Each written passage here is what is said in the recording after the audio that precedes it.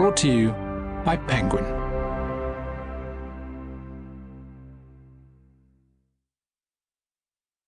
The Emperor of Gladness by Ocean Vuong. Read by James Aaron O. For Francis, who found me. Your worm is your only emperor. We fat all creatures, else to fat us, and we fat ourselves for maggots. Hamlet. Let B be finale of seam. Wallace Stevens. Chapter 1. The hardest thing in the world is to live only once. But it's beautiful here. Even the ghosts agree.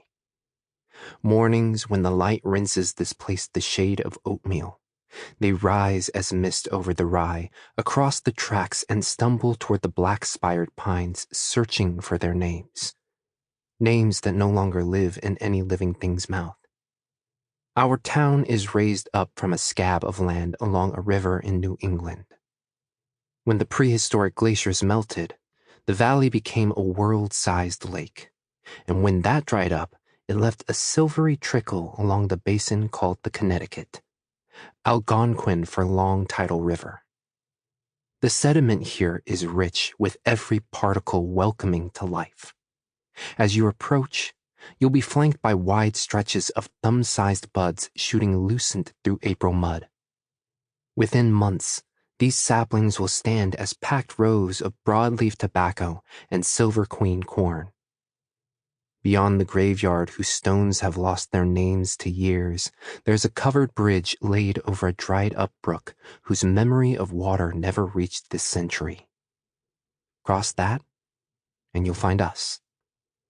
Turn right at Conway's Sugar Shack, gutted and shuttered, with windows blown out and the wooden sign that reads, "We sweeten soon as the crocus bloom," rubbed to braille by wind.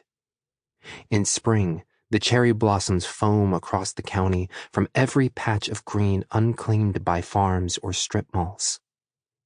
They came to us from centuries of shit, dropped over this place by geese whenever summer beckons their hollow bones north.